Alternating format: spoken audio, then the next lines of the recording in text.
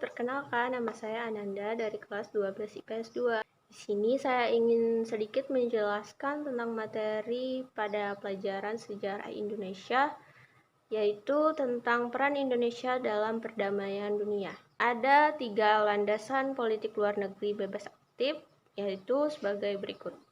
1. Landasan ideal politik luar negeri Indonesia. 2. Landasan konstitusional politik luar negeri Indonesia. 3. Landasan operasional politik luar negeri. Nah, landasan operasional politik luar negeri senantiasa berubah sesuai dengan kepentingan nasional yang dapat dibedakan sebagai berikut. Pertama, sebelum masa Orde Baru. Landasan operasional yang dimaksud adalah sebagian besar melalui maklumat dan pidato-pidato Presiden Soekarno. Kedua, masa Orde Baru. Pada masa Orde Baru terdapat peraturan-peraturan formal untuk mempertegas politik luar negeri Indonesia. Peraturan formal tersebut sebagai berikut. 1. Ketetapan MPRS nomor 12 MPRS _1966. 2. Ketetapan MPR tanggal 22 Maret 1973. Yang ketiga, petunjuk Presiden pada 11 April 1973.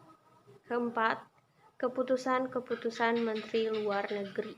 Selanjutnya, yang ketiga, masa reformasi.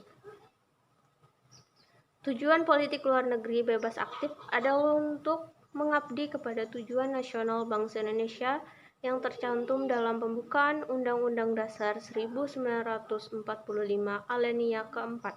Selanjutnya, kita akan membahas tentang politik luar negeri bebas aktif. Indonesia disibukkan dalam membangun negara kesatuan dan mencari pengakuan kedaulatan.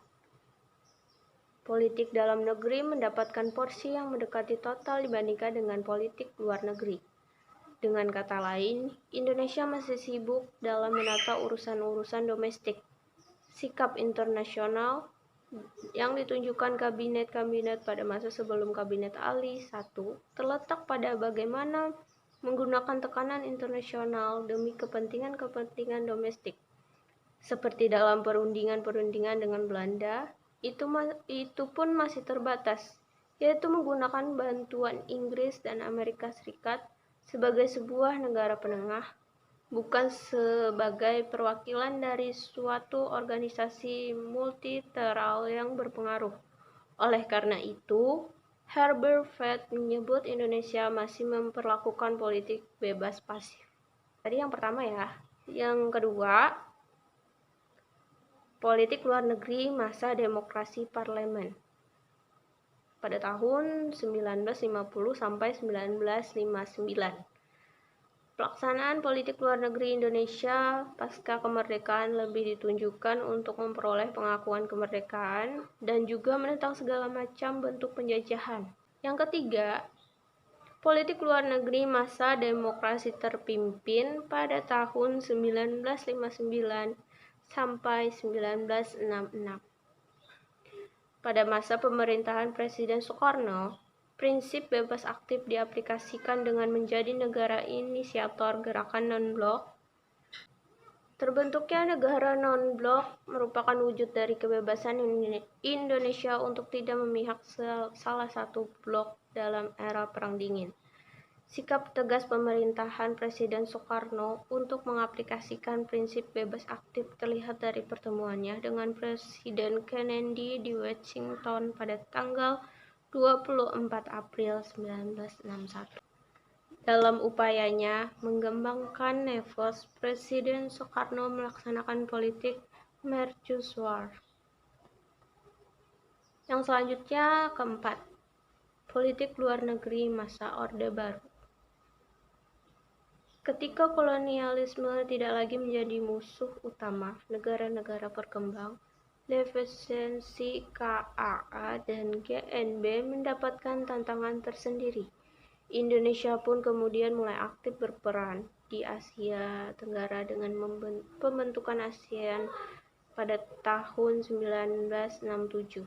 Namun dikarenakan Indonesia harus memperbaiki kondisi ekonominya, Indonesia tidak cukup banyak terlibat dalam perkembangan ASEAN. Pada saat ASEAN mengalami masa perkembangan kedua, yang dimulai pada tahun 1976, Indonesia terlibat sangat aktif. Terakhir, yang nomor 5, politik luar negeri masa reformasi. Kondisi dalam negeri yang masih kacau ikut memengaruhi kebijakan luar negeri Indonesia pasca reformasi. Yang pertama, masa pemerintahan Presiden B.J. Habibie. Jadi pada masa Presiden Habibie disibukkan dengan usaha memperbaiki citra Indonesia di kancah internasional yang sempat terpuruk sebagai dampak krisis ekonomi di akhir era Orde Baru dan kerusuhan pasca jajak pendapat di Timur Timur. Lewat usaha kerasnya, Presiden Habibie berhasil menarik simpati dari International Monetary Fund dan Bank Dunia, World Bank, untuk mencairkan program bantuan untuk mengatasi krisis ekonomi. Yang kedua, masa pemerintahan Presiden K.H. Abdurrahman Wahid. Diplomasi dalam masa pemerintahan Presiden Gus Dur selain bertujuan memulihkan keadaan ekonomi, juga bertujuan mencari dukungan mengatasi konflik domestik, mempertahankan integrasi teritorial, dan demokratisasi melalui proses peran militer agar kembali ke peran profesional. Yang ketiga, masa pemerintahan Presiden Megawati Soekarno Putri. Pada masa pemerintahan Presiden Megawati, peran DPR dalam menentukan kebijakan luar negeri dan diplomasi seperti diamalkan dalam Undang-Undang Dasar 1945 mendapat perhatian pemerintah. Presiden Megawati juga lebih memprioritaskan diri untuk mengunjungi wilayah-wilayah konflik di Aceh, Maluku, Irian Jaya, Kalimantan Selatan, dan Timur Barat. Memang pada era pemerintahan Presiden Megawati, disintegrasi bangsa masih menjadi ancaman yang serius. Yang keempat, masa pemerintahan Presiden Susilo Bambang Yudhoyono atau disingkat dengan SBY. Arah politik luar negeri Indonesia di bawah pemerintahan Yudhoyono dikenal dengan istilah berlayar di antara samudra yang bergolak, sailing in the troubled ocean.